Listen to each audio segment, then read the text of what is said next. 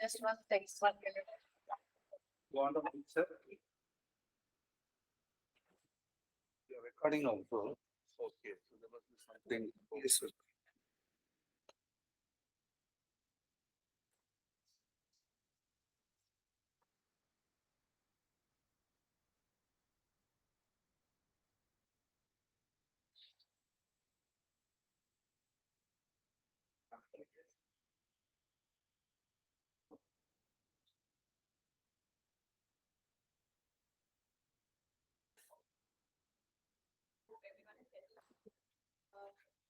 We welcome Sir Vijay Kumar very warmly to his fellowship program. Sir is currently the Executive Vice Chairman for RY for Raitu Sadharika Samstha, a government of Corporation for Farmers Department, and he's also the ex officio Special Chief Secretary to Government Agriculture and Cooperative Department in AP.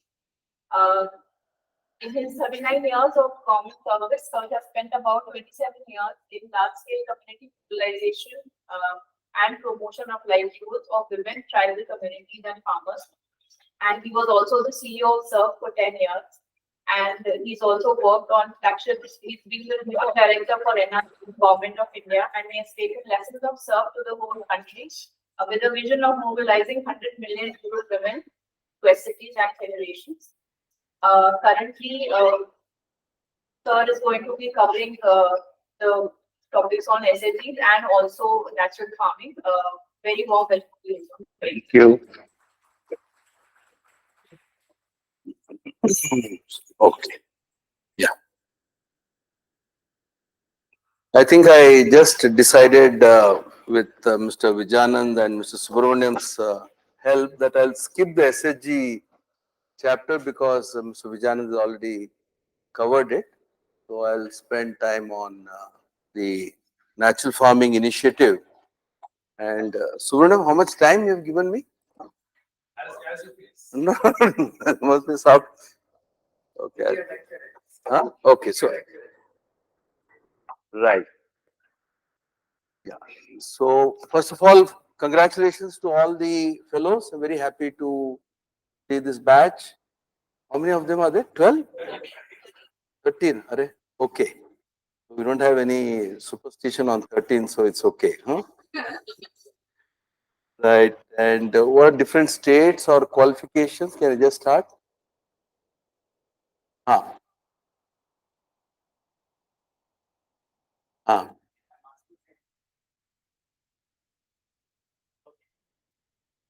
Okay. You work somewhere? Oh, I see. Okay. How about you? My name is Sati.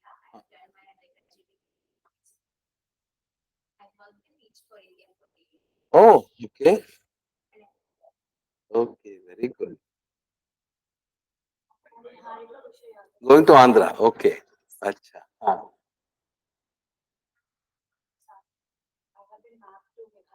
Hmm. Ah. From Guwahati. Okay, wonderful. Hi sir, I'm Sudha. I'm from Kerala. I done my B.Com Madras System College and later I worked as a graphic designer. Oh, I've been allocated to Tamil Nadu. very good. I have done a master's in economics. After that, I have joined I worked in agriculture department in the day. After that, I located. I have been located Tamil Nadu. Okay. I'm Dakshi. I'm from Odisha. I did my master's and bachelor's both in political science from the university. And after that, I worked with Indian political action committee. And now I have been a law school. Okay. How about you?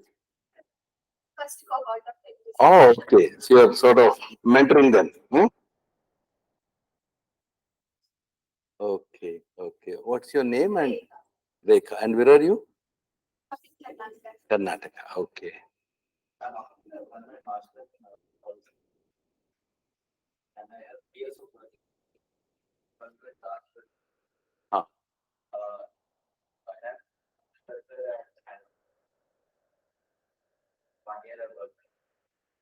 okay. I didn't ask you people, na? Yeah. Hi, sir. I'm Anamika. I'm from Bombay. I have done my undergrad in journalism and I have been a young India fellow at Ashoka University. Young India Fellow. Okay. Yes, Master's program in liberal arts. no, I remember because some of them came to me for internship long ago, and one of them got into IAS. Your batchmate son, Amita's. Yeah, yeah. I have over 6.5 years of experience and mainly works in the startup space in gender education and livelihood. Startups in these. Okay. Private sector. Oh, private. Yeah. Okay. So I'm Rohit. I have done my bachelor's in mathematics and computing. Then I have done my first master's in data science. Hmm. Then I worked with skills for 1.5 years as a data scientist. Then I joined Tata Institute of Social Science, Hyderabad, Indian Public Policy.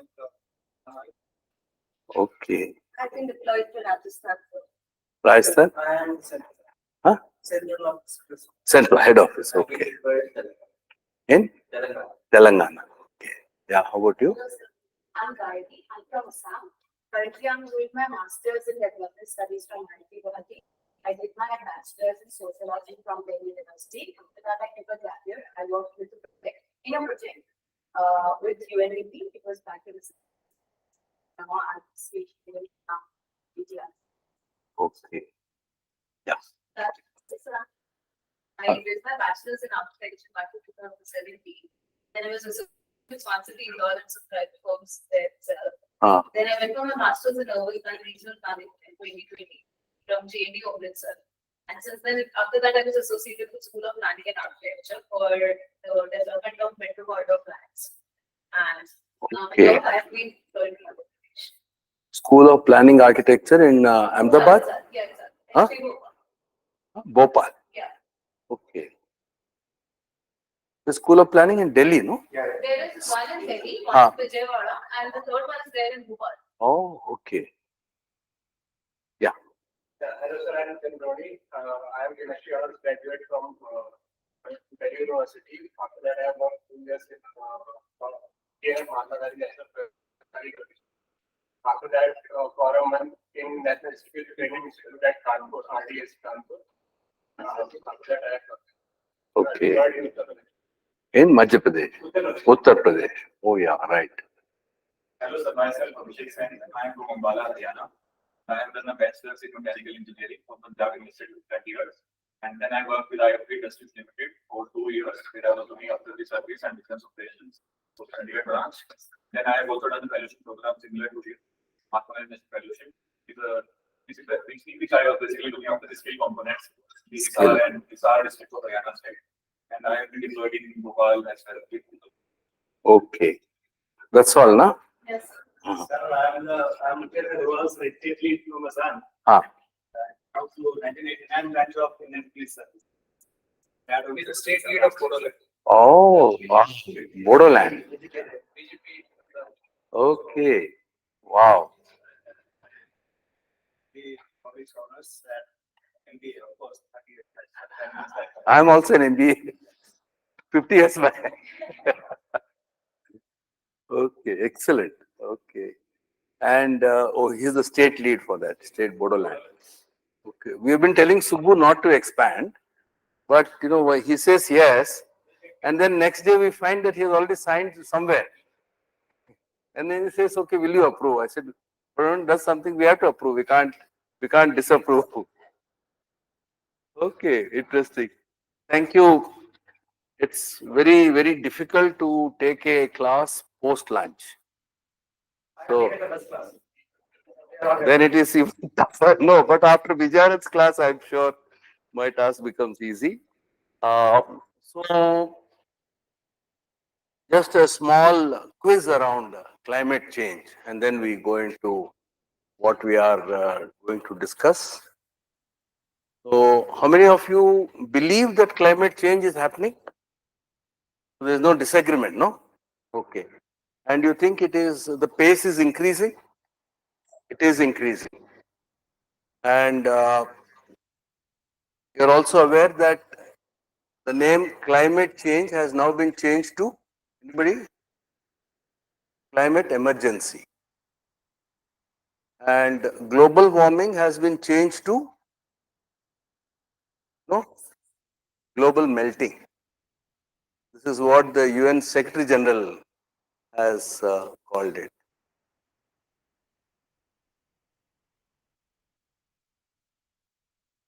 And anybody know what is the role of the food systems? That means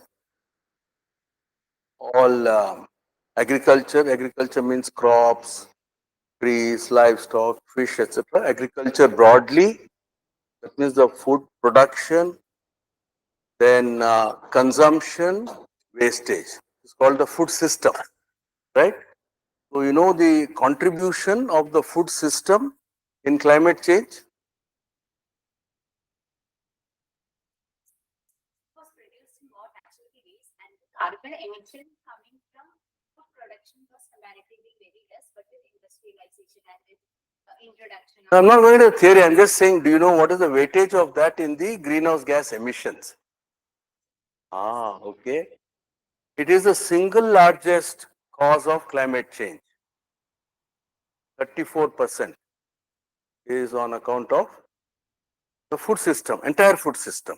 That means not only the way in which we are producing food, transportation, consumption, and wastage. A lot of food is wasted. I hope you are aware of that. Okay. Then is there a way out of the climate crisis? What happened? Ah.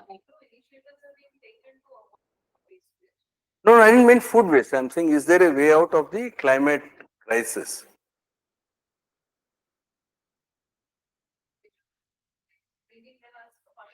So I didn't see that kind of enthusiasm saying that, yeah, we'll overcome, right? Okay, so maybe I'll ask the question at the end of the session. Right, but please, yes, so it's clear that it's a very serious issue, and something, the role of agriculture in this whole crisis has been very severely underestimated. Our entire focus was on reducing emissions. Okay, one or two final questions. You all know about greenhouse gases, right? So when I say greenhouse gas, what comes to your mind as what is a greenhouse gas? Carbon dioxide. Methane, okay. Oh, yeah. But none of you told me water vapor. 80% of the greenhouse gas is water vapor. Then global warming. What is the most important factor for global warming? 95% is on account of heat re-radiated from water vapor. All other gases, whatever you mentioned, account for less than 5%. Carbon dioxide levels right now are around 427 parts per million.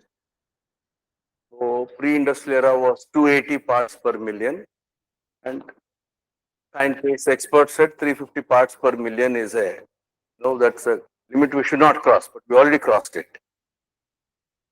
But you won't die even if CO2 levels cross 1000. But you will die of floods, die of droughts, cyclones, So the water cycle is totally out of gear. And you also heard Bangalore, no water. I don't know about many other cities, many countries, no water. So the water cycle, what we do with the soil, it's all very intimately connected to climate change. So I'll take you through is what we are doing in Andhra Pradesh. And initially we started this as a solution to farmers' livelihoods. You're all aware of the crisis of farmers, distress, farmers' distress? Any of the young people want to do farming? Not you, I'm talking about rural youth, let us say, right? They are running away. Hmm? So the average age of farmers is 50 in India. So there is a demographic crisis. So there's very serious farmers' distress. Because every year their cost of cultivation is going up and riskiness of the crop is increasing. They don't know whether they'll get it, whether it will rain, not rain, or rain more when it should not rain. And we also don't know what happens when it goes to the market. There's a very serious problem of tenants. Conditions of tenants are very, very bad.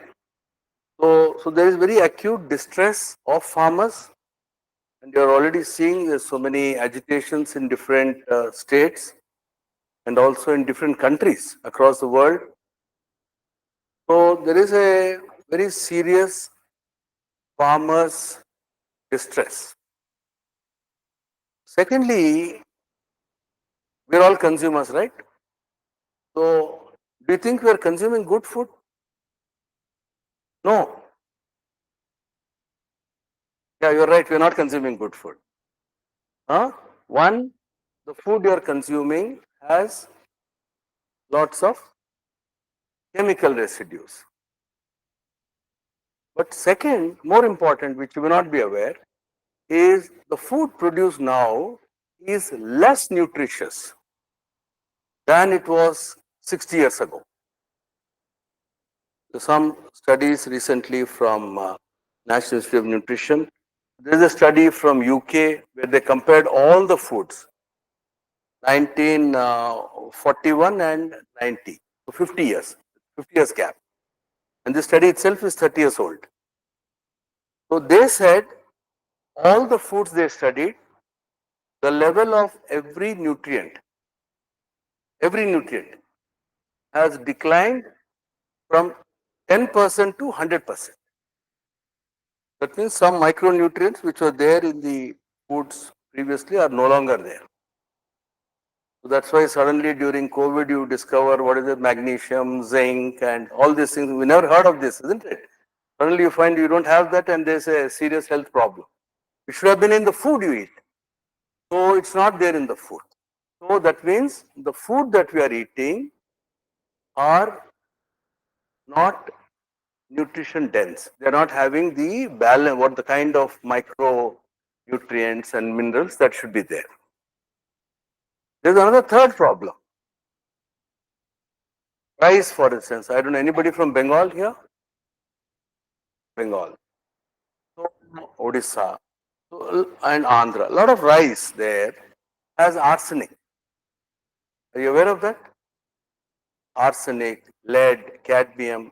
So there are heavy metals in the rice that we are eating. That means the food we are eating is not contributing to our health. So sometime in 2016, I think globally there was a study which said the disease burden on account of food has crossed 50%. So the food you're eating is basically the cause of your health problem. So consumers are not happy. There is a serious problem with on the consumption side. And third, we know very well there is a water crisis. There is a soil emergency. India, for instance, has 16% of the world's population, but we have only 4% of the world's fresh water supply. Similar in terms of soil, the rate at which we are losing soil, the rate at which India is losing soil is estimated to be 5 billion tons every year. So globally, 24 billion tons of soil are lost, of which almost 22% is from India. But India has only 2.2% of the landmass of the world. So there's a real soil emergency, water erosion, all the kind of chemicals we're putting in the agriculture. Then you know that there's loss of biodiversity, very severe loss of biodiversity, then air pollution, water pollution. Of the top, somebody was telling me, top 50 most polluted cities in the world, 33 are from India. Air pollution all comes from variety of factors. So environmentally, there's a crisis. From the producer side, there's a crisis. Consumption side, there's a crisis. And all these crises are accelerating, and the climate change or climate emergency is just increasing. It's like you're on a treadmill. You're already sweating, but then the slope has increased and the speed has increased. So that's where we are now. So I just wanted to show one video I had sent. Resilience. Can we just first have that, and then I'll do my presentation. Okay. I had sent two videos. Did I send it to you or to? Huh?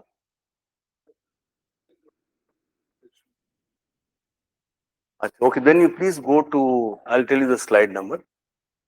Oh, I think I sent that to these people. Okay, just go, come down, I'll tell you. I'll tell you.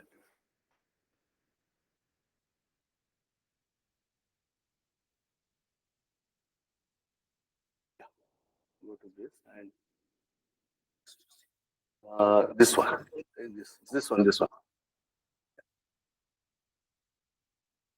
I just want to show one of the examples of climate change and how natural farming. Yeah. It's okay. Oh my God. No, no, it's okay. Ah, right. No, it's not. Yeah. Recent Michong cyclone.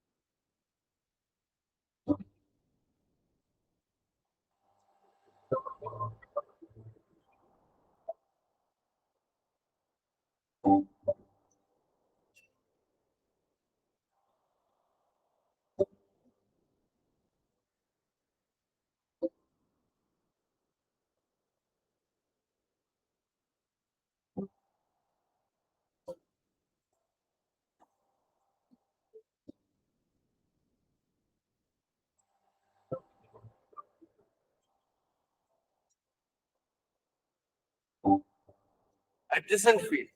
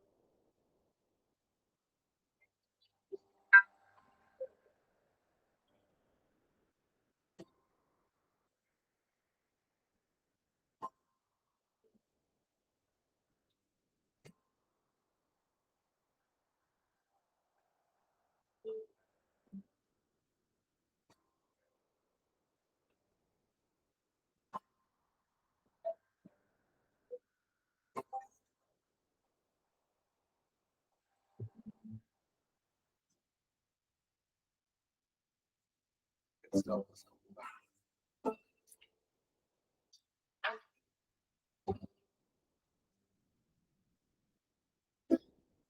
Close that.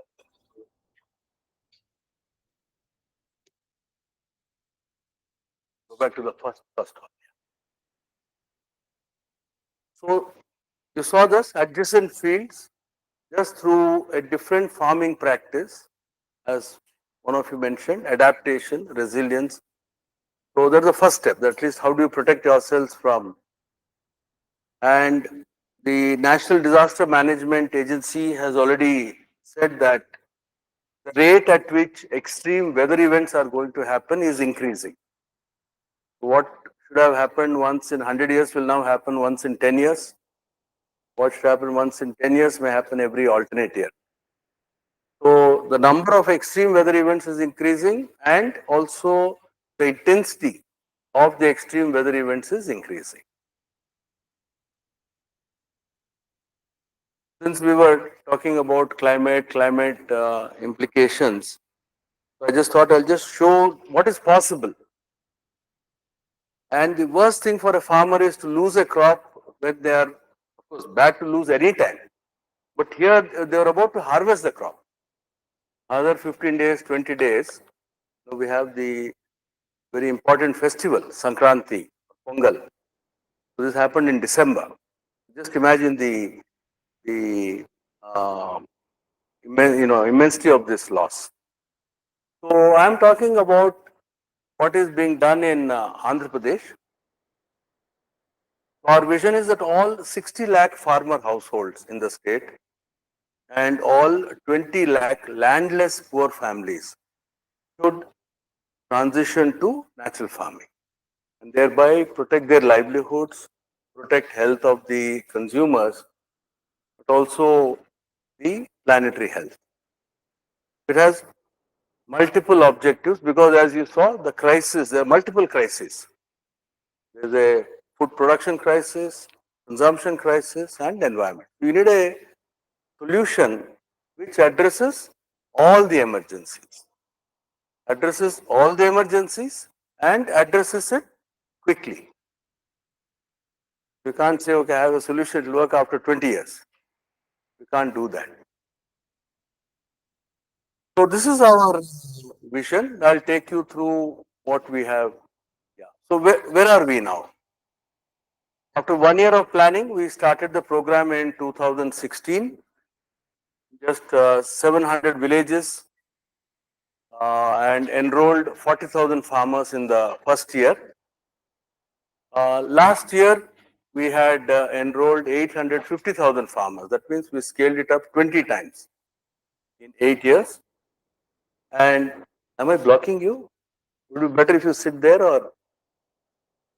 Huh? So we scaled it up 20 times. And today, 14% of farmers in Andhra Pradesh are in the transition phase, covering around 6% area. You all know that 86% farmers are small marginal farmers. Per capita, land holding is 1 hectare in the country.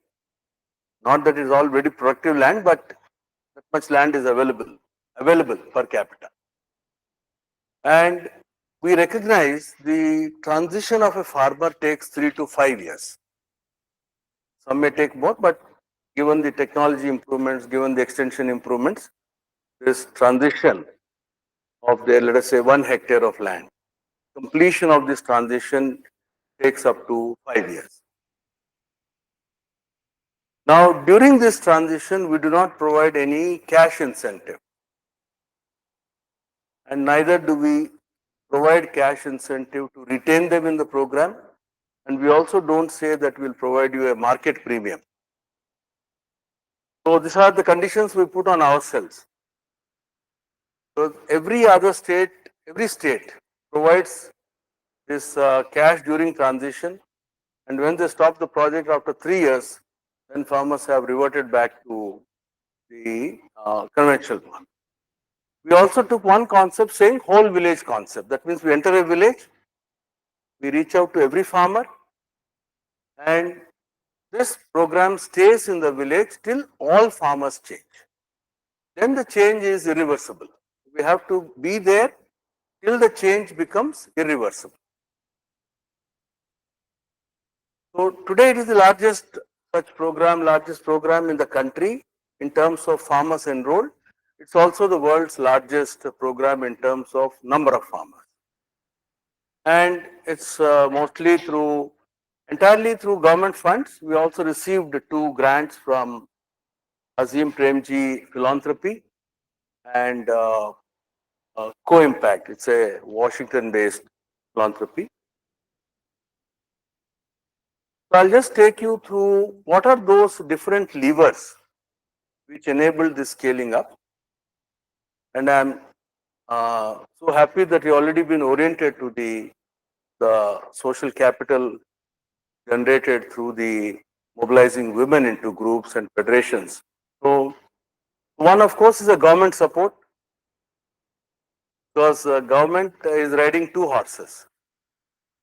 One is they have to continue with the chemical fertilizers, pesticides, extension system based on that. At the same time, also propagate this. So the state government support is critical. The knowledge support. I'll explain to you why natural farming is different from organic farming, different from chemical agriculture, and kind of innovations we've had. And how do you take this knowledge to farmers? But these 2 are very important. The women self-help groups, their role is very important in convincing members to change and supporting members during the change.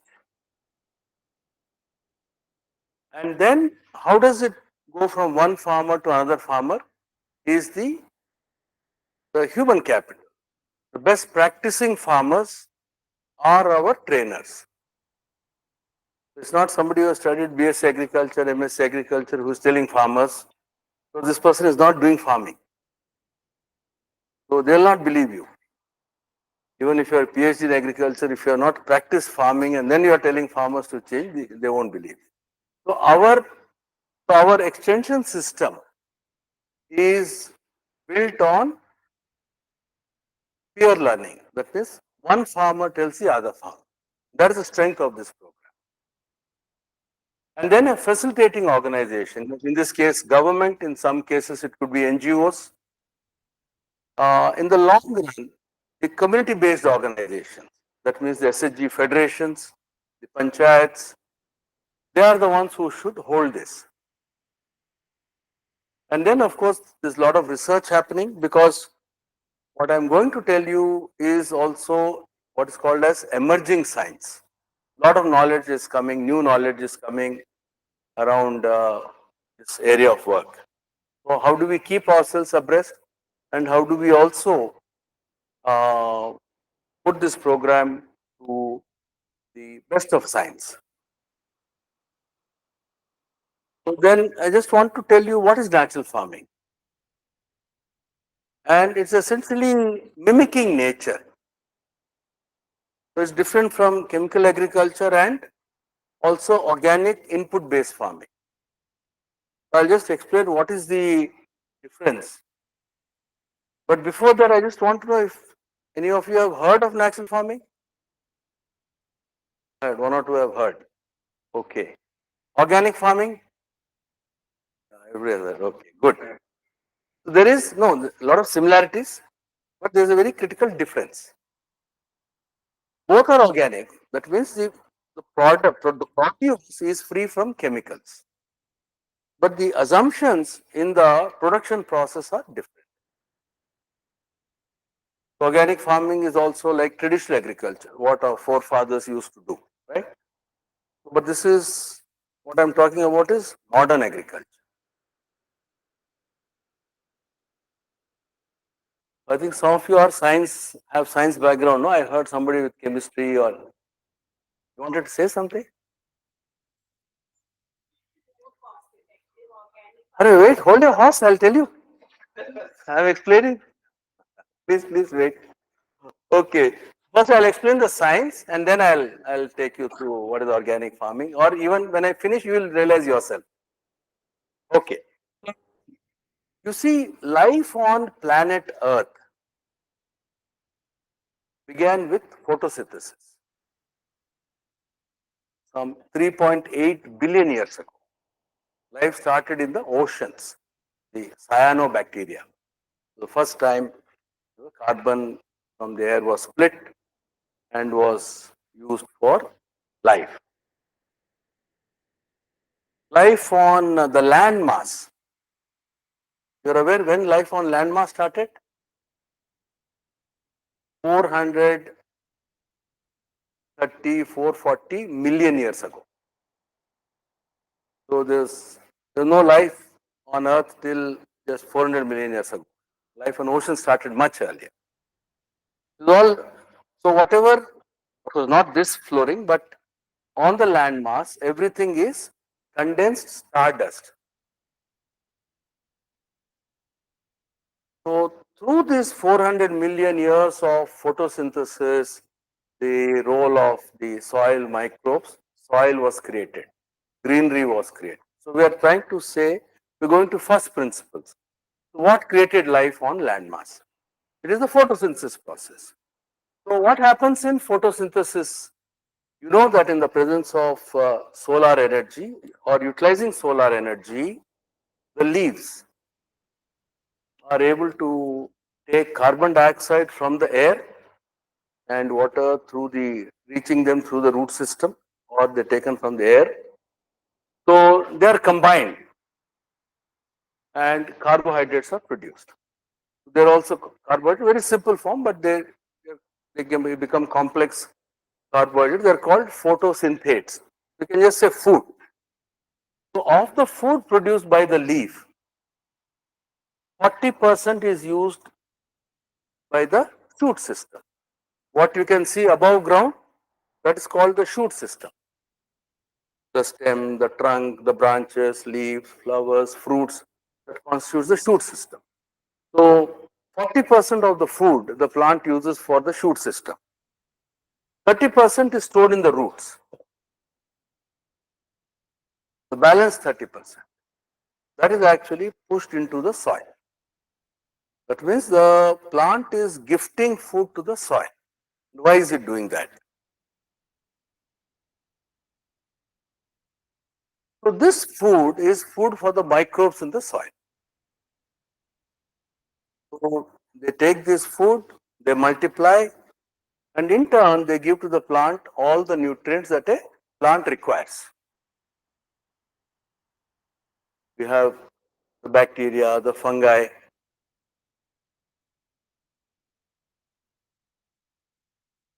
You have any idea what is the weight of these microbes below the soil? Okay, there is the weight of all living beings on the planet, living beings, is, I don't know how they estimate, but this is the figures, so I'm just repeating the figures I've got.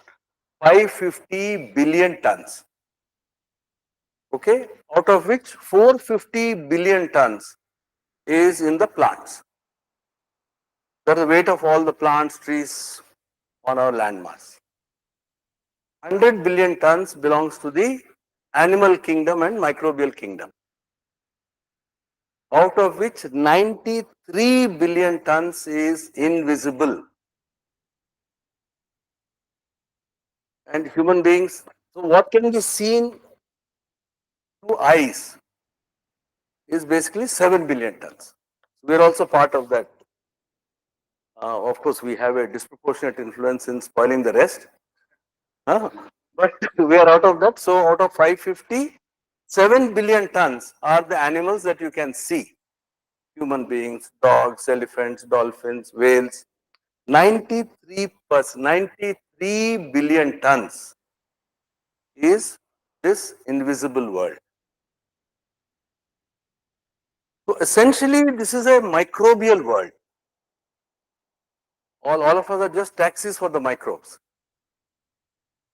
One virus could shake the world. Yeah, you need any more evidence of that? And you also must have heard of the gut microbiome. right? So there is a soil microbiome. So this is the soil microbiome. So good soil microbiome means healthy plants, healthy microbiome in the plants, which in turn means animal health, turns means human health. So it's the microbiome which connects all living beings. So the food which is pushed by the plants is food for the microbes. They in turn provide to the plant all the nutrients it requires. Any of you have any idea how many nutrients are required by a plant? Yes, yes. He said NPK. 12. Okay. Anybody else? 12 micro and 6 or 17. Okay, 12 plus 5, 17. Anybody else? Maybe somebody can say 18 because that's a very popular word I hear, popular number. Okay. And how many nutrients are there in a human body? You are composed of how many elements? 59. Yes. So if you get 18 from the food, where are you getting the balance? So every plant has anywhere 40, 50, 60, 70 nutrients, not just the NPK or this 18 elements. Some are required in very small quantities, parts per billion. You must have heard of selenium. Yeah, selenium is required by the body, and if you don't have, it's required in as 15 parts per billion, they say. But if you don't have selenium, you can't produce an enzyme which kills cancer cells. So like that, which element, if you have more, there's a problem. If you have less, there is a problem. So keeping this in balance is very important. So what is happening here?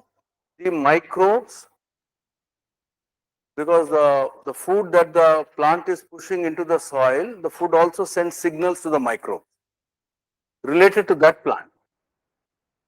So these microbes provide to the plant all the nutrients it requires, make it into a bioavailable form. So plant takes nutrients in multiple ways. One is in a soluble form, and that is what our great agriculture department tests. They say, okay, there's less N here, less phosphorus, less potassium is, yeah, what do they test? Only the available nutrient. That means what is soluble and what can be taken by the root system. But the microbial activity is to convert what is called as the fixed nutrients, not available, but fixed nutrients into bioavailable form. So therefore, the soil tests are actually useless. They don't say anything.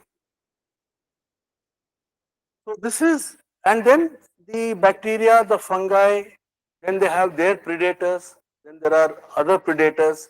So that's how the whole thing is kept in check. So now coming back to her question. So what did Green Revolution do? In Green Revolution, the scientists said, let us take a 1 acre of rice. So when you cultivate 1 acre of rice, they then calculate how much nitrogen is in the grains, how much nitrogen is in the straw, and they come to a calculation saying 1 acre of paddy has taken away 40 kilograms of nitrogen. And then some figure, 24 kilograms of phosphorus, let us say, some 8 kilograms of potassium. So the Green Revolution said all these nutrients should be supplied. And since soil cannot get all this very quickly, you should get it through the external route. So that's how we started putting this urea, DAP, various, synthetic chemicals. Organic farming or traditional agriculture believed that these inputs should come from organic forms, say cow dung, crop residue waste, or oil cakes, compost. But then what happens? You require how much? 10 tons, 20 tons to provide the same nutrients which a bag of 40 kgs will provide. So that is why that is very costly compared to chemical agriculture. Now, with this understanding, in natural farming, we are saying you don't need 1 gram of either chemical fertilizer or 1 gram of organic fertilizer. You require certain catalysts. The main food is coming from the plants. The plants are feeding the soil. Please understand that paradigm change. Then the rest of what I say will become clear. We are not feeding the uh, plant. Plants are feeding us. Plants are feeding the soil. In turn, the microbes multiply because of the food given by the plants, and then they provide the balanced nutrients. So that is why this is a very, very different system. This actually was first conceptualized in 2006 by a very famous microbiologist in USA, Elaine Ingham. She is also one of my inspiration, because then I started looking at it differently. Otherwise, I also thought organic agriculture, natural farming, there is no difference. So this is the difference. There is no shortage of nutrients in the soil, in the air, in water for next thousands of years. What is in short supply is the soil biology, which converts nutrients already present into plant available form, or it's like cooking it. You can't eat raw rice, so the microbes are actually cooking the rice and providing the plant in a easy to eat method. So that is the basic. That's the basic science.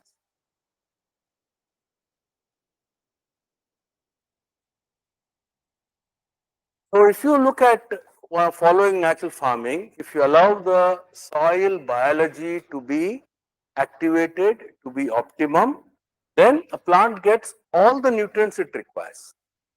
But there's one more very important role for the microbes, and that is they are the best soil engineers. The microbes, starting with the bacteria, then the fungi, then all the way up to the earthworms. So the soil structure, means a good quality soil should be 50% by volume. It should be air. There should be nothing in it. That's the quality of a good soil. And if you have greater carbon in the soil, you're also having greater water holding capacity in the soils. So the rain, instead of running away, actually getting into the soil, and with carbon, then it's held in the near the root zone. And obviously, with this good soil biology, carbon from the air is getting into the soil. So that's also, carbon sequestration is also one of the climate solutions.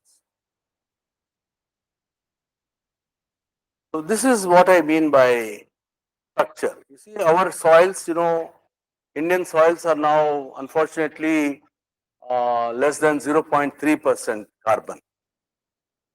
And so soils are all non-porous and non-permeable.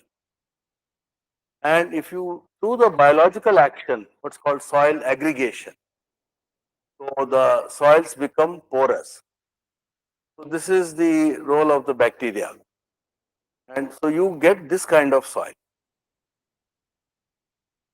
So with that kind of soil, when it rains, the water actually goes into the soil. And that water is held near the root zone because there's a good amount of carbon there. And third, which I'll explain later, is water vapor harvested for irrigation. I'll explain that later because again a very important paradigm shift.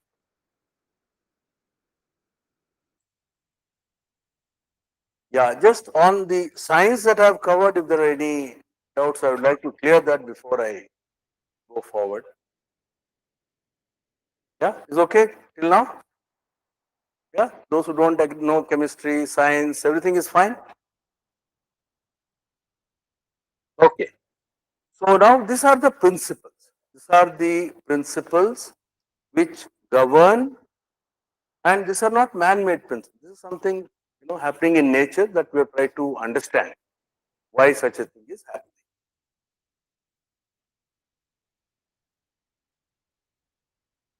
Now, based on the science, based on whatever we have understood, also based on some very great work which happened in India, Korea, Japan, around proponents of this. I don't know if anybody, if you have heard of Subhash Palekar. So he is, the uh, father of zero budget natural farming. Of course, he's changed the name now, but originally it was called zero budget natural farming. So, in fact, from him, he couldn't explain the full science, but he explained that you don't need organic fertilizers through he didn't call it biostimulant, but he called Jivamrita. The soil biology provides those nutrients. But now we know through science what's called as the soil food web, how it operates. So now based on the science, these are the principles which govern, this is the framework of the Andhra Pradesh community managed natural farming and why it is different. It's different from various states. So some states are only focusing on the cow. They're saying only organic products or native cow, this cow, that cow. So everything is around the biology part, I mean the animal dung, etc. But the real force, I would say, is that once you understand that plants are feeding the soil. So therefore, if you maximize photosynthesis per unit acre, that means you are pushing more food into the soil. In turn, the soil is providing nutrients to the plants. There is a mutually beneficial relationship emerging. You can imagine these leaves to be like solar films. If you capture sunlight only 5%, what will you get? Versus if you capture 30% through good crop geometry. So that is the basic, if you want to understand with that analogy, it is how efficiently, effectively we capture sunlight. If sunlight falls on bare soil, it is damaging. So you're heating up the soil and oxidizing the carbon in the soil. You are emitting carbon dioxide. But the same sunlight falling on a leaf gets converted into food. So it is that simple. You're able to manage the field such a way that sun rays fall on the plants, then you are on the positive side. Otherwise, you are on the negative side. So therefore, the first principle is to keep the soil covered with living roots 365 days of the year. And the second one is very important. There should be diverse crops. It can't be that okay, you'll have only wheat or you'll have only maize or you'll have only groundnut. There should be as much crop diversity as possible. This very interesting research which happened in University of Vienna, Germany, and they have been doing this research for the last 20 years. And this is one of the conclusions of their studies, which later got replicated in Canada, New Zealand, and we are seeing the results in hundreds of thousands of farms in Andhra Pradesh. Then keep the soil covered with crop residues when the living plant is not there. If you keep the soil covered with crop residues, then you are reducing the evaporation losses and you are keeping the soil temperatures low. Soil temperatures need to be kept low, otherwise you lose the soil microbes. So many people think that by covering the soil we are providing nutrients to the plants. No, not much. The real nutrients are provided through root exudates, through the living plants, 95%.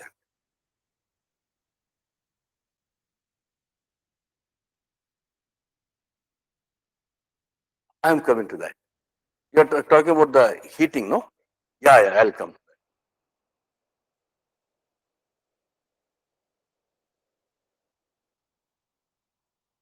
that. Then the fourth principle here is minimal disturbance of soils.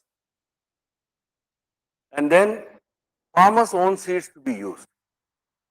Every agriculture department takes pride in providing new seeds, more improved seeds, university labs, Huh? Seed kit, yeah. So, and this, what I'm telling you is very interesting. This is something which has now come out as recently as 2018. The very famous scientist called James White from Rutgers University, USA. He built on a research done in Australia in 2010.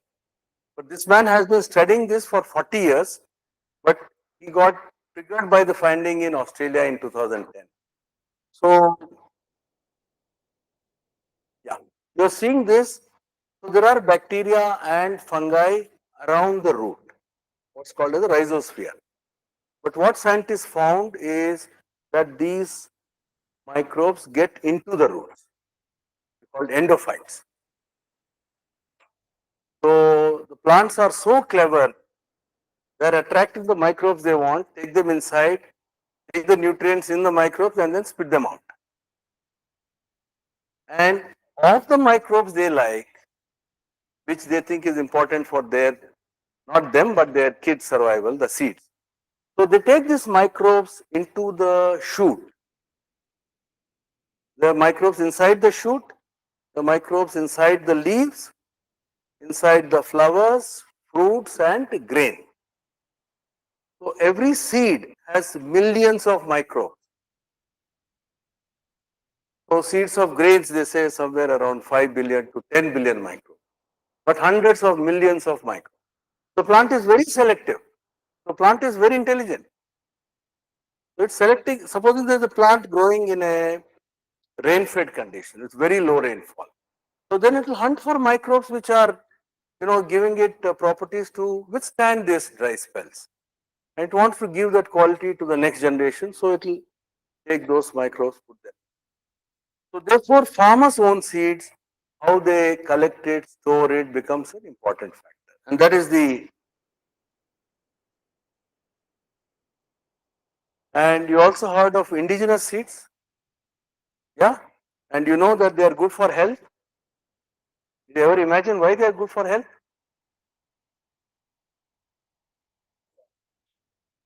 These are ancient microbes. So microbes which are present some 300 years ago, which have disappeared now. So that's why these are so good for your health. So if you're eating rice, if you're eating pulses, eating maize, whatever you're eating, if you can get indigenous seeds, then that's best for your health. So it's this reason, same. Gut microbiome also likes diverse bacteria. There are some good bacteria, bad bacteria. So diversity is important. Then sixth, of course, is integrating animals into farming because crop output becomes the feed for the animals and then animal dung is used for the various biological preparations. Then the seventh is the role of biostimulants. I am calling it biostimulant, not as biofertilizer. So we require very small quantities. If in the traditional agriculture 10 tons to 20 tons per acre is used, depending on the soil quality, depending on the crop that you want to grow, here you need only 500 kilograms of this biostimulant, 500 to maybe 600, 800 maximum. And after 4 or 5 years, farmers do not need this also. I met a farmer recently in Guntur. He stopped using all our Jivamrita, Gana, Drava. He said, sir, I don't need anything. My soil is very fertile. Why should I put anything? So essentially then it is plants putting food into the soil, the microbes in turn giving the plants what they require. 8 is pest management through better economical practices. And we put the ninth one in red color so that, people know it's a danger. So no synthetic chemicals, fertilizers. Yeah. Yes. According to the ICAR report, indigenous seeds have a less agricultural. So let them not eat that. Let them eat their chemical food. If you place a rice made from indigenous seeds and rice made according to their recommendations, I would like to know what rice they'll eat. Huh? My guess is they'll eat the indigenous. So, yes. Yeah, Like that are not classified as organic fertilizer, are they different? why? Well, who said that? Still, I don't know, that's why I'm asking. No, no, any dung is fine. In Himachal, they use yak dung.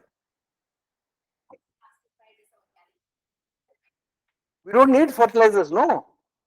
I said we are using them as stimulants, biostimulants. In some countries like Korea, for instance, they don't use dung. They use some poultry manure, they use food waste, and then they use the potato, cooked potato as the base, and then they ferment all this.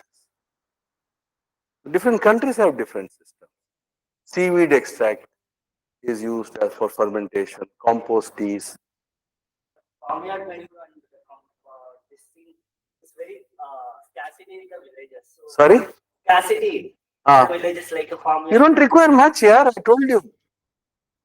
If you, in the traditional agriculture, if you required 10 tons per acre, now you need only 500 kilograms. Ah, For organic certification, only the soil is crystal clear. But what is preventing from getting approval for a natural farming if the organic? no, no, it's not just soil test, they test the residue on the crop, on, if it's a grain. Yeah, so they test both. But I am now disputing, the soil testing is not required because the plants do the filtration.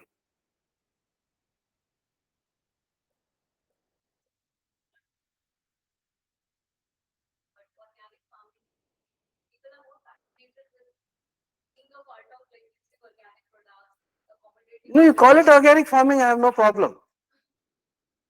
I am saying the output is free from chemicals, right? So that is the definition of organic. But organic is not looking into what is the nutrition in that crop. So we are now doing this testing of, we've done lots of rice we have tested. We now want to test fruits, vegetables. Under natural farming, what is the nutrition composition of these fruits, vegetables, grains? So the organic, meaning of organic is currently that the product is free from synthetic chemicals. Whether it's natural farming or organic input farming, it will be free from synthetic chemicals. It could be. But it needs to be tested, yeah. See, it's like, earlier, supposing you buy milk. So in the villages, they naturally mix water. Otherwise, that fellow thinks that he's not doing dharma. So, but now, once Amul came, so they have this, density testing, the lactometers. So then the farmer gets paid not for a white liquid, but for the fat content, for the SNF. Exactly. So that measure, now today, if you see a tomato, you have no way of knowing what is the nutrition in the tomato, right? You just know that, okay, there's no chemical, so you have to buy that. That's even worse. So, yeah, that's why it doesn't look different, no? But the shelf life will be different. Our shelf life of a natural farming tomato could be 2 weeks, 3 weeks. Nothing will happen if you don't keep in the fridge. Yeah. You asked? Ah, okay, sorry, yeah. Ah. How does natural farming fare in terms of agricultural productivity? Wait, it's coming. Ah.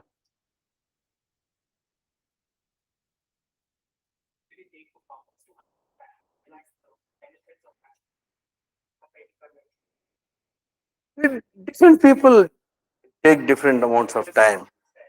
Most important is, for the wife to convince the husband.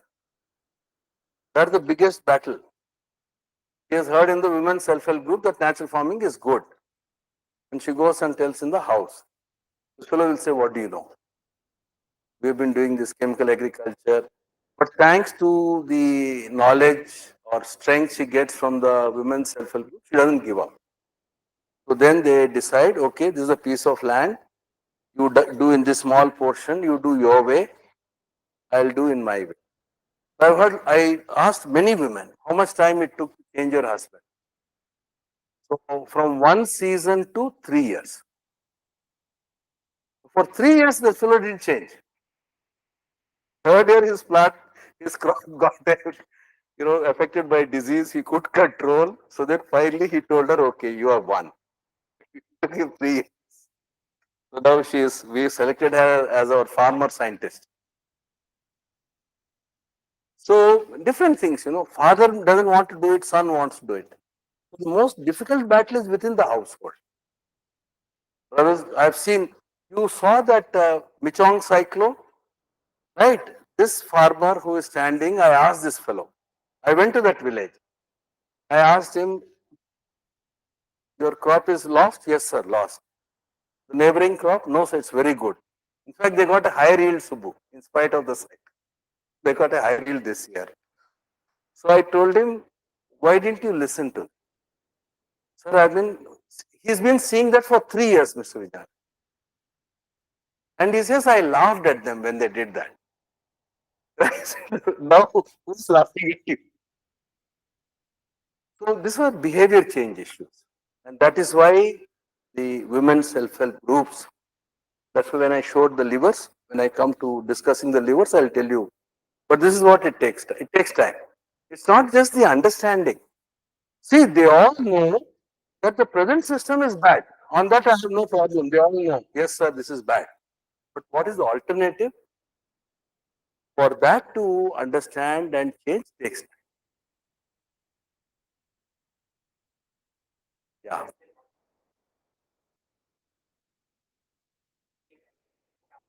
Yes, yes. Yeah.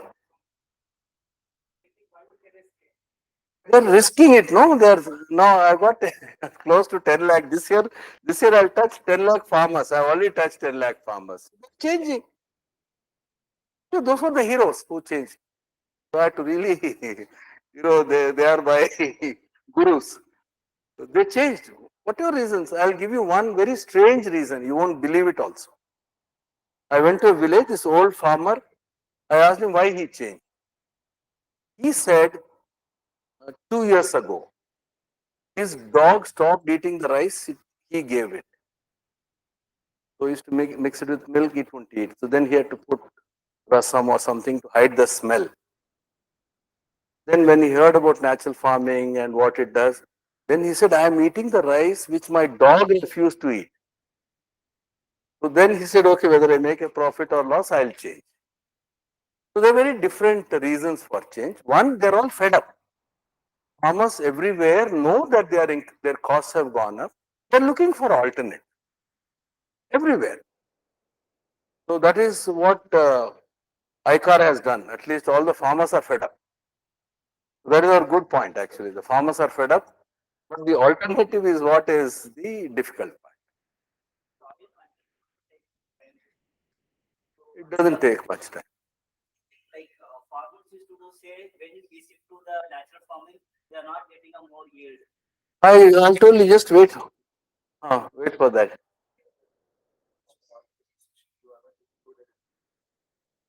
If our women's organization is FPO, no? This FPO is a new concept. It will take another 20 years to stabilize. Somebody says let there be 10,000 FPOs, let there be 20,000 FPOs. I don't have much faith in these FPOs if they are not built properly.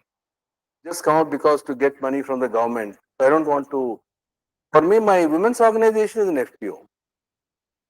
They already invested me, Subramaniam, my predecessor Rajshekhar, no, my successor Rajshekhar, my predecessor Raj. We have spent how many years? 30 years now building the SHG movement. I don't want to spend another 30 years building the FPO movement.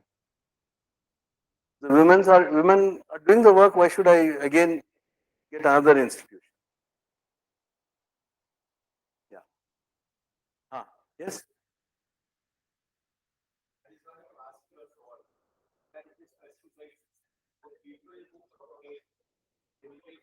Ah.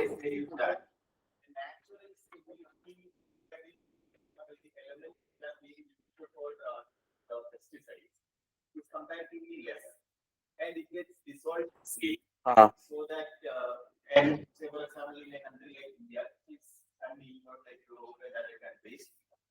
chemicals are not. We'll ask them to only eat this food, no? We'll ask them, if you have this food versus organic food, which food? You should not be hypocritical. You eat that food. The first test to anybody who says that. I used to scold my university professors. You want to eat organic food, and then you are saying that, this chemical food should be grown.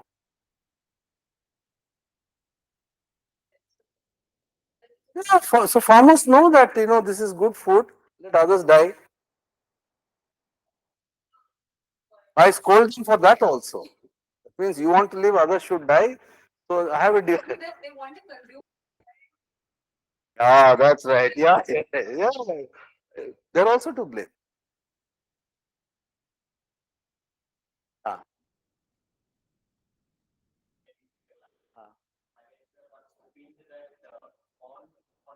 Popular beliefs, natural farming is not such a good thing, and it was in Kerala, it was quoted widely also. Saying what? Natural farming is? Natural farming, right, and that is which can yield good benefits. It was said in an event conducted Which year? Oh, okay. He has not said that. I've heard him so many times. I brought him in 2000. But Baba, I brought him. Listen, the first training program he conducted for me in 2007. But science is science, brother. See. All that but he has a very funny. I know. That's right. Yeah. That's why people find it difficult. Yes, you had something?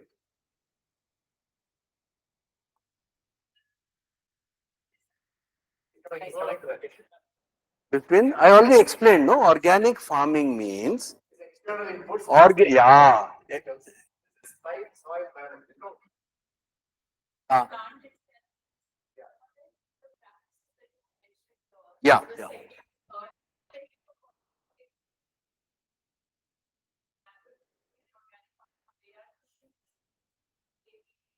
This part. They use tremendous quantities. They use huge quantities of organic inputs, and they don't do enough of these two. See, 1 and 2 they don't do. It's like monocropping. It's like you don't change anything. It is monocropping only. Instead of synthetic fertilizers, you are putting organic.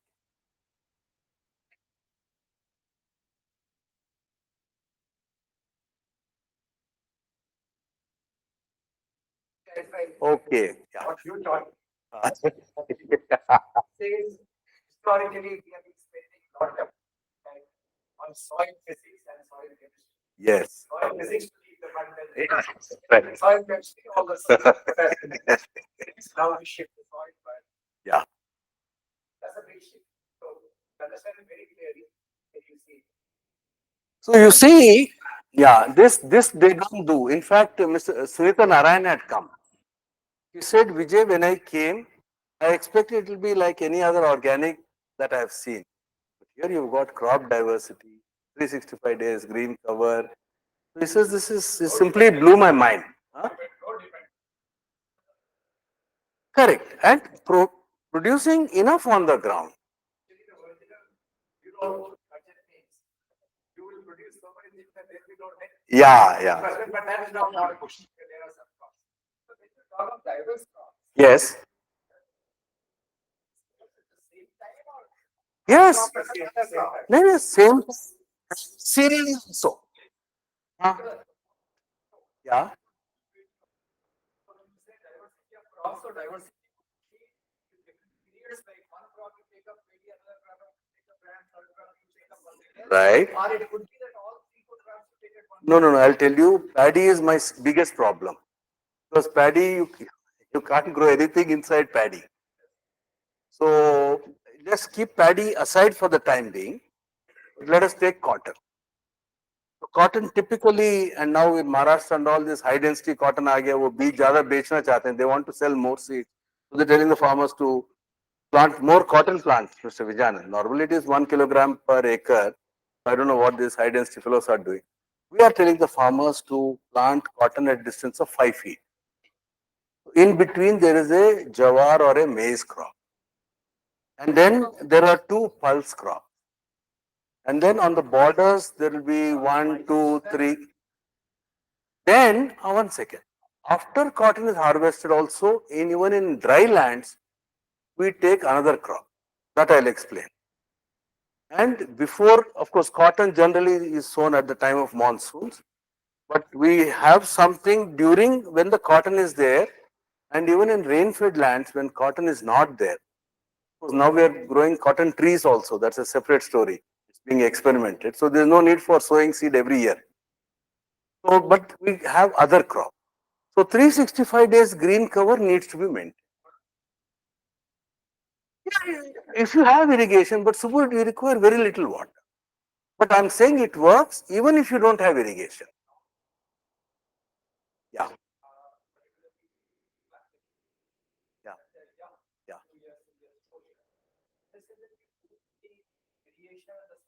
Yeah. Uh-huh. No, see, in the plant, trees are growing up. You have to see where is the root zone. So based on the root zone only, you should do the water application. It's recommended, but where the root zone is. The drip irrigation right now, what is doing is putting water in the wrong place. Yeah, that's right, exactly. Yeah, yeah. So you have to see where the feeder roots are, and that's where the watering should be done. And that portion between the trees, our emphasis on covering that with other crops. Even in mature orchards. So we have some plants in the canopy under the shade, and then some crops between the. But this is a very difficult part to change the farmers. So they've been told you have only one crop, the orchard should be neat, you shouldn't have any because it will also take water. So, but this is the difficult part.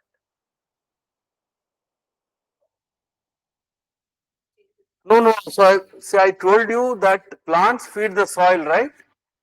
I'll also tell you that plants produce water. So that answers your question also. How the cooling happens and plants. So, okay, so these are the principles. Yeah, and as you can see, these principles are arranged around maximization of photosynthesis. Then helping the soil biology. And then finally around the seed. And then you have the biostimulants, and that is what is unique to India. Concept of very systematically application of these biostimulants in different stages of the crop. So, which I'll explain now. Which one?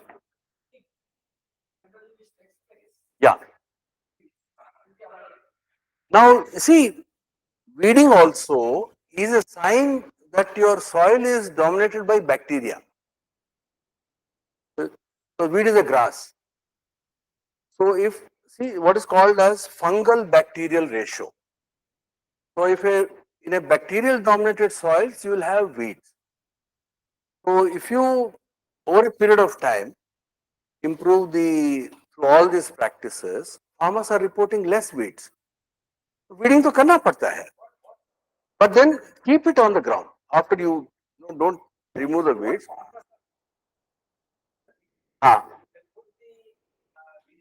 I know that is the most criminal aspect of these all these companies. That's the most dangerous thing.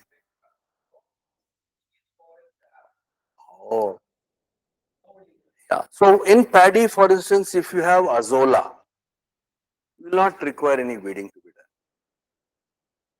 And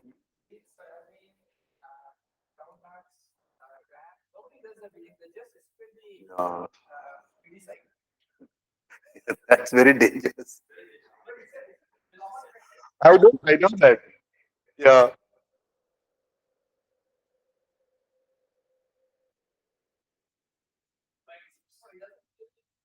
I know, but it kills everything else. It kills everything else. Yeah, that's right. Yeah. So this is crop diversity, and this is our first, in the biostimulants. The first one is seed coating. So it's a bit of cow dung, cow urine, lime, bit of soil and water. It's fermented. Ah. You get cows. What is there? What is so difficult in getting cows? Yeah. See, no, no, we did a lot of research. We did with indigenous cows. We did with hybrid cows. We did with buffaloes, sheep, and goats and bulls. So native cows, to give credit to Palekar, turned out to be better from the science point of view also. But it's not as if the others were not doing. It also depends on what you feed them. If something is if it's a indigenous cow, you just allow it to graze wherever. There's no management. So it's all actually eating healthy in terms of the microbiome of the dung. But if you have a hybrid animal, then you'll be putting the feed and you're not allowing it to graze. So that causes its own changes in the microbiome. But you can use any cattle. It's not required that you should have only cows. You can use buffalo, anything. Yeah, any cattle. Because what is interesting is the cattle, they're called ungulates, hoofed animals. The camel, the deer, the cows, the kangaroo, yaks, hoofed, yeah, that's right. Correct. So they all evolved at the same time as grasses evolved. 100, 120, 110 million years ago. So they are a mechanism to control fire. So in the hot summer, if they have not eaten and converted to dung, then the place will be on fire every year. So that's how there's a co-evolution. If they have evolved together, then obviously, any dung is good. But we tell the farmers, you test yourself. If, like they're asking me in the Northeast that we have only pigs, we're working in Meghalaya or Nagaland. So then I asked him, you experiment with the pig dung. We don't have pigs, so we're not doing any experiment, but you can try it. Huh? Pigs. Pigs are also ungulates. So any hoofed animal. So this is a seed treatment which provides the bacterial and fungal coating to the seed. So now you understand there are microbes inside the seed. So with this seed coating, we are establishing a communication between the microbes on the seed, microbes inside the seed. And when we plant it, we're also giving a biological inoculum when we are sowing it. So the seed knows it's in a very good microbial environment. This is a soil amendment. It's called Ghana Jivamrita. So it's cow dung, cow urine, jaggery. Jaggery is to sucrose, provide sucrose to the microbes, pulse flour. This can be kept for about 6 months. Get dried and then powdered and applied along with the seed. Which one? No, it has to be fermented for 7 days. Yeah. Shade dry them. Oh, देखा ना in this step 2. Yeah. They first mix them thoroughly and then यहाँ पर then they dry it in the shade. 7 दिन लगता है. 7 दिन they have to be fermented for 7 days. Just left under shade. No, you powder it. So when you're wherever you want to open, it's a different thing. This is the Bijamrita. So you have cow dung fermented for 12 hours. Then it's squeezed in water, yes. In water. and then you squeeze so that all the the fermented portion comes into the water. Then you mix urine, cow urine into that, and then a bit of lime, and sprinkle it on the seed. Just throw it out. It's not much. It's just require about 2 kgs per acre. It can be used. I mean, but I mean, from the purpose of seed coating, it doesn't serve any purpose. Here, just before sowing the seed, you need to do this. This is to be done just before sowing the seed. Which one? No, you don't need to dry. You just uh, put the seed in the soil. But you don't soak it. You just sprinkle it. It's not soaked in this. So this is the seed treatment, the first one. Then this is soil amendment. You see this once after 7 days, then it is powdered. And then when you are sowing the seed, you also put the powder into the soil at the same time. Then once the plant germinates, once the plant has germinated, 15-20 days after germination, you have this liquid inoculum. It's again cow dung, cow urine, pulses flour, jaggery, water, and a bit of uncontaminated soil. That means microbes in the soil, microbes in the urine, microbes in the dung, they all get mixed, multiplied, and then they are available to be sprayed.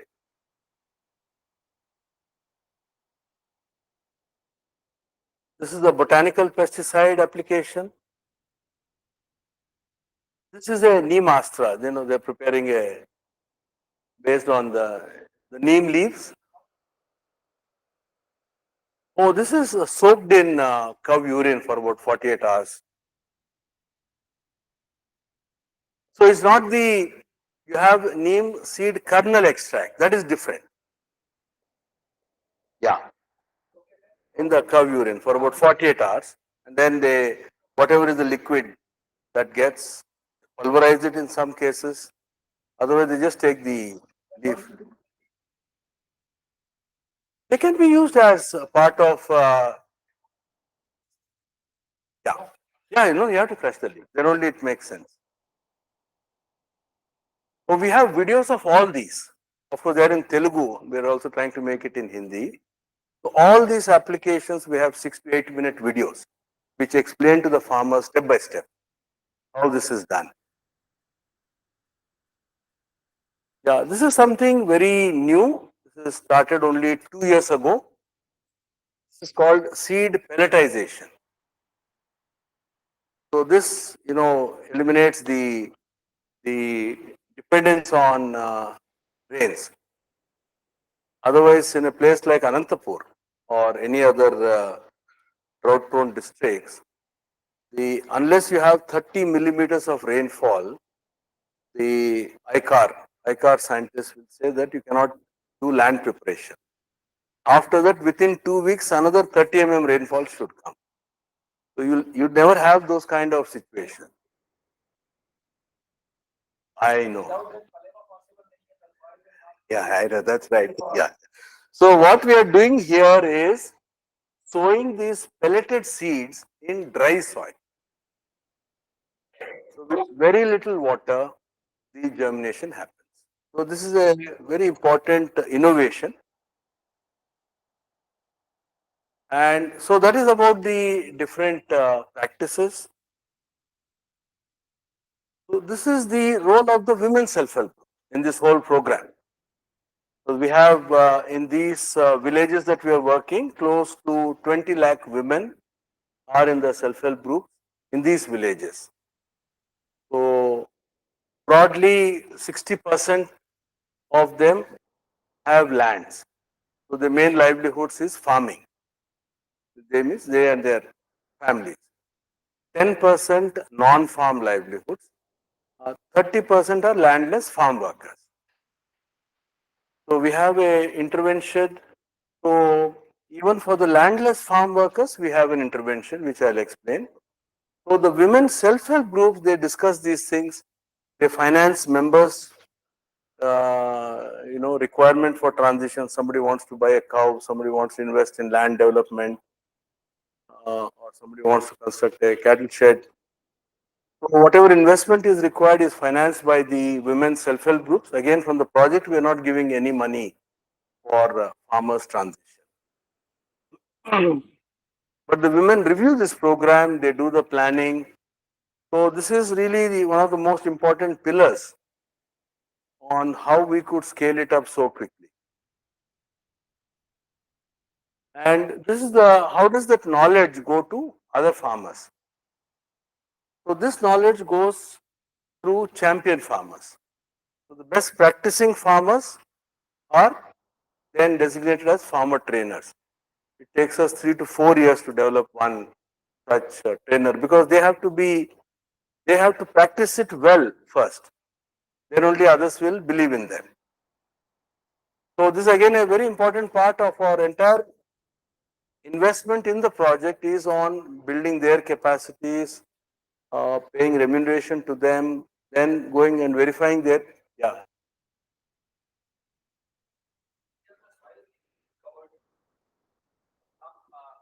Yeah, green cover.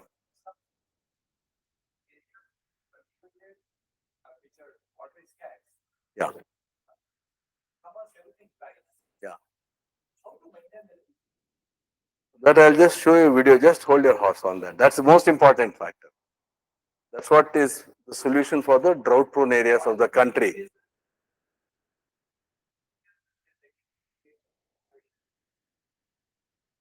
Which district? Ah. Okay, please do that. Yeah. Uh-huh. Said that pick up 1 or 2 villages, 1 or 2 farmers, and demonstrate that it can be done in irrigated area. See, irrigated areas, there's no problem. The problem is basically in the rain-fed areas.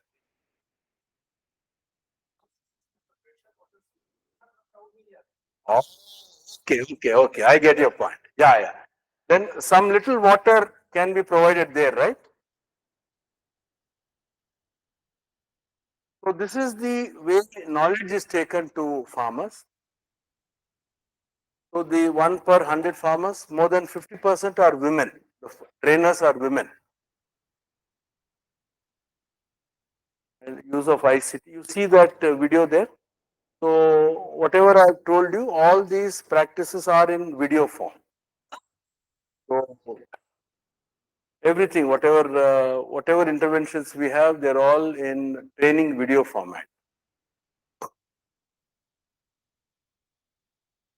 This is to show it takes time for this transition. So this is a individual farmer's journey, starting with convincing the husband maybe year 1 or year 2. So that will I found 100% the women wins. Then they expand the area, etc. Then in the village also not everybody will come in the first year. So small number will come, more number, greater number. So therefore I said it takes 8, 10, 12 years in one village to bring about a change.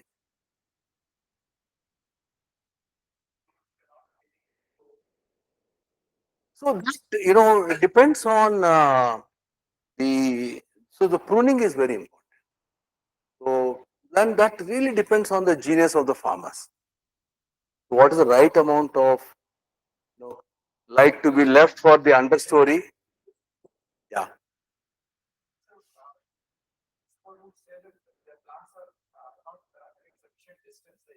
No, I had a ADG of ICAR only telling me this. So he came. But then the farmers' incomes went up more than 3 times. We have, so this banana, you see, for 6 months, farmers take intercrops in banana. From 7th month onwards, the canopy cover. So the 6 months income is more than enough for all the costs. And then the banana yields are much higher after this. And the water requirement comes down. But the crop geometry is something which needs to be played with. There is no one, so there is no top-down prescription. So people have to burn their fingers, try this, try that, and then come to a solution. This is also part of this learning curve. Yeah. Farmers were able to sustain the disaster. So that was roughly after how many years? Oh, that one field they said that for 3 years. That the first field. The second field, that lady had been doing it for 5 years. But we find that we get the results in the first year itself. It doesn't take that much time. So if you're not harming the soil, obviously it will flourish, right? So even if one day you don't harm, then the next day the soil will be happy.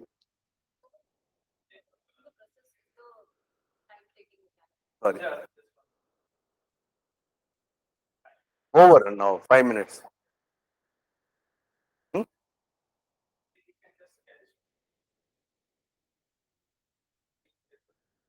Yeah. So we also have another meeting now. My God. So Suvarnam, you told me to take my own time. That's why I got distracted. So I was at 45 minutes. Okay, this I'll leave behind. It shows there is no yield penalty. People are asking what happens to production. So this is these are the yields, right? So yields are higher in natural farming. So very large samples, very large number of samples. Natural farming, community managed natural farming, APCNF, Andhra Pradesh community managed natural farming. We used to call it zero budget natural farming. We changed the name. That was the earlier SERP. We started with NPM.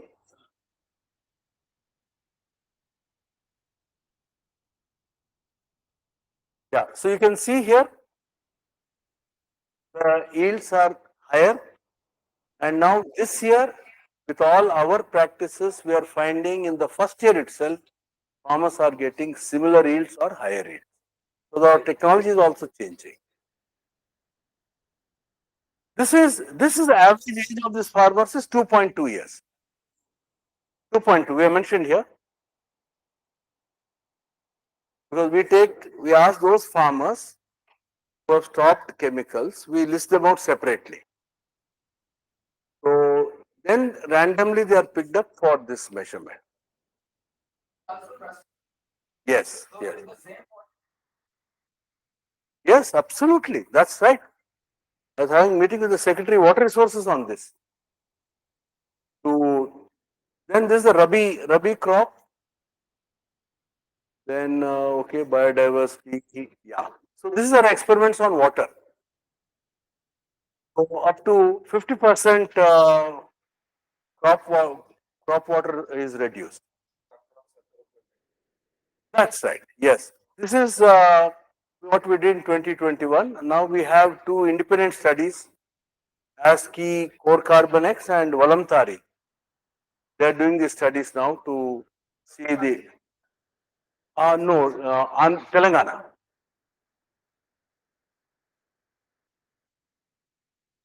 Groundwater. Okay, I have time. I'll sit with Sitaram. No, I have to sit with him. Yeah, this you saw. Now this is the desert, which is the first year of greening. They're getting a crop. So the most degraded lands also can be brought to life.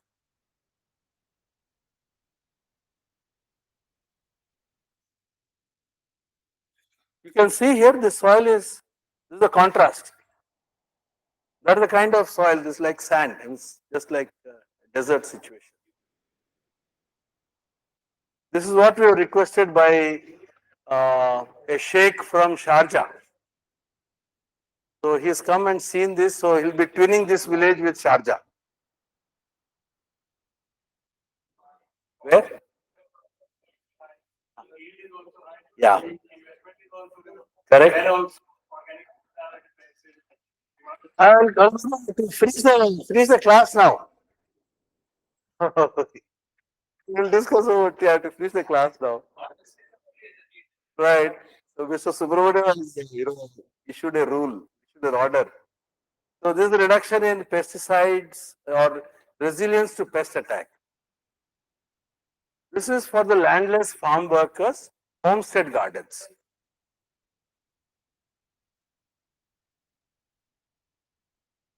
Okay, Subha, I have to show this video and then because the water question has to be answered. That's a big technology breakthrough. Can you play that second video? So your question about what to do where there is no water. So this is a solution.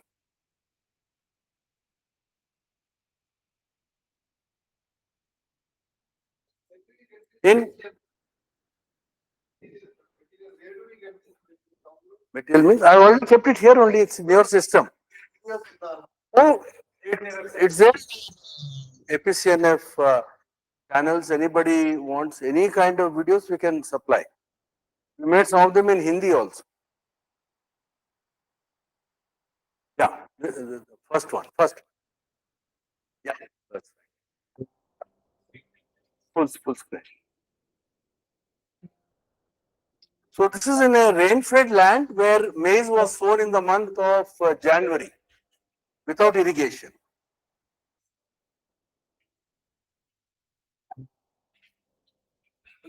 So naturally, this was shot in the month of April 2023. Manually, just 1 acre of land. Manually, yes. Yeah. That manually it could be a bullock cart or even hand drawn.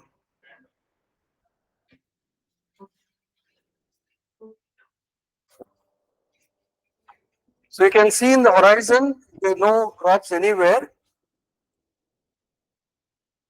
Yeah, no crops anywhere except if there is some irrigation. Even irrigation, they didn't dare to take a crop.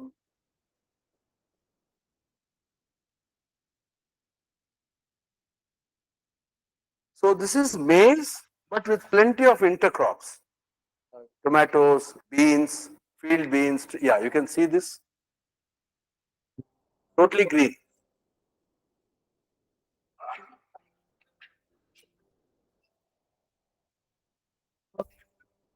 Of course, the farmer had harvested earlier a lot of picks of tomatoes. And you can see the beans, field beans.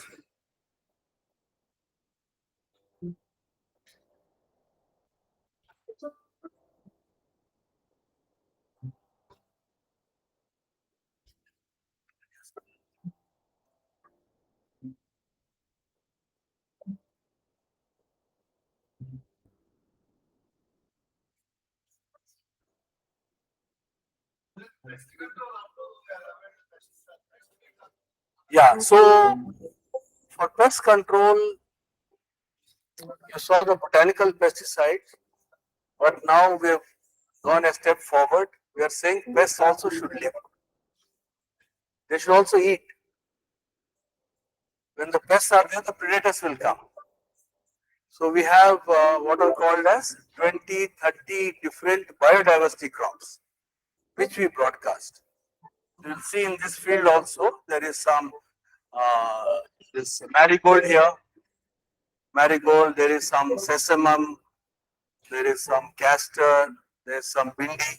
Bindi also attracts a lot of pests. So if you have this 20, 25 different crops, so the pest load is kept to a minimum. Pests are required, otherwise you won't get the taste of that vegetable if there is no pest attack.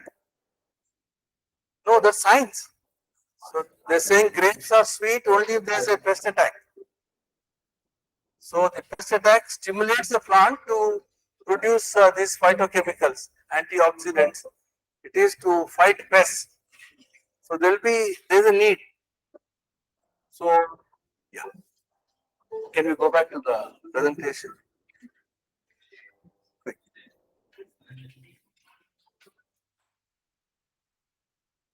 So this was in the month of December when the previous crop of groundnut was harvested. Then with this pelleting, seed pelleting, so this farmer could take this crop. So this is basically, now it comes to the water vapor question.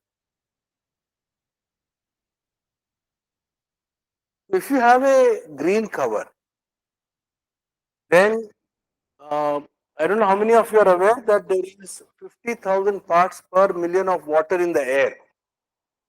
That means 10 rivers of water are flying over your head at all times. So through natural farming, we are saying, can I take a few drops every day? And that is the experiment we did in 2018, which was successful. And that has given us so many game-changing solutions. So this is Walter Yana, a scientist from Australia who inspired us to do this. And then he came to see this and he has given us, he's been mentoring us. Actually, we have a team from Australia right now doing some experiments and making a film of this. So then we said there is one season before the actual monsoon. So we call it the pre-monsoon dry sowing. So we're not allowing that March, April, May to go waste. So there is some green cover. And then another crop they take. So this is what we are doing for, we are creating A-grade farmers in every village. Not everybody is doing it. We have about 10,000, 15,000 farmers in Anantapur who are doing this. And another 2 years, we want to create 60,000 farmers all over the state with this concept that they should take 3 crops in a year, even in rain-fed conditions. And this in turn is, like this is a cotton crop with intercrops, so cowpea, pearl millet, and cluster bean. And also in between there is green gram, okra, and castor. So the spacing is 5 feet. So the cotton yields also go up and the farmers are getting this intercrop. And they also have this 25 biodiversity crops. So the question about pest management. Pest management is actually happening now automatically. The pests are eating something, the predators come in place of this pest.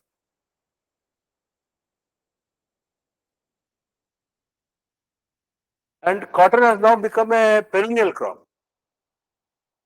Farmers are harvesting, returning it, and then taking another cotton crop.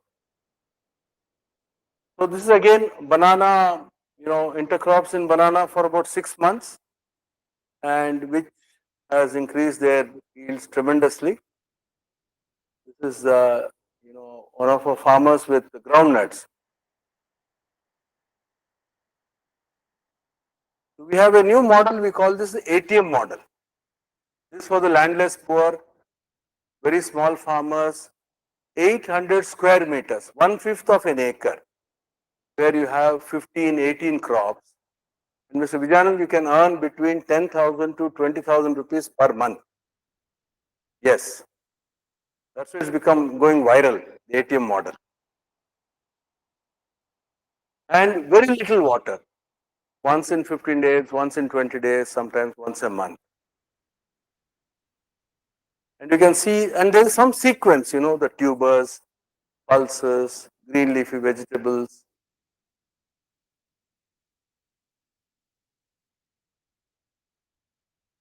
So they are also doing it in the mango orchard with the result that the mango yields are going up. This is a drought proofing model which was triggered by the El Nino last year. So this is a August 2023 innovation. So without plowing the land. So we are saying even in degraded soils. So we have these crops. So there is castor, red gram, hardy species of crops. And this lady has got income from that, she was not expecting. There are all the scientific institutions who are working with us. These are the international institutions. We also now have ICAR. ICAR institutions are, I'm funding them now to do research, but not in their research stations, in the farmers' fields. During tea, not now, no, I just quickly run. I got an order from Mr. Subramanian. So this is the latest one. We thought why we should respect only ICAR scientists, why don't we respect our own farmer scientists? So we are now developing one farmer scientist for every village. It's a 4-year course, but the condition for graduation is not passing the examinations. Conditions for graduation is they are earning 25,000 rupees per month from farming. And among them, distinction marks to those who earn 50,000 rupees per month. So that is the graduation condition. Of course, 1 week classroom, 3 weeks in their own. About 45 countries have come to see our work. Many of them want technical support. And these are the states where we are working in India. So we have the first state we started work was Madhya Pradesh. So we started in Mandla, Vichya block. But now Madhya Pradesh government has asked us to start in every district, one block in every district. So we started 7, 8 districts and now we will be sending people for other. Then Meghalaya, we are there in every block, one block per district, and then Rajasthan. And in the remaining states, we have a project with NABARD and GIZ. So where we are incubating this natural farming methods in these states. And hopefully after elections, maybe Telangana, Karnataka, Jharkhand, Kerala, of course, I have ruled out, but I ever optimistic. So at least 4, 5 states are planning to enter into MOUs with us. That's the reason why I need time with Chris. So this I'll skip all this. I'll go to, yeah, this is your question, Suvarna. So you see this soil is bare. It's re-radiating heat. And that soil temperature is very hot, 60, 70 degrees centigrade. But if you have 365 days green cover, you are cooling the soil. So once you are cooling the soil, there's less heat radiated. So then you are having a very different cooling mechanism. So I was in Germany recently. So the Potsdam Institute of Climate Change, one of the most respected institutions, they'll be working with us to calibrate this as a model. I'll read this out. We do not inherit the earth from our ancestors, we borrow it from our children. So that is something to stay in your mind. It's I got it from, they said, American Indian proverb. Yeah? He said air, water, earth. Ah. We don't inherit from our Yeah. Fantastic. Okay, I didn't know this. Yeah. So thank you, Mr. Subramaniam, for driving right from morning to evening. Okay.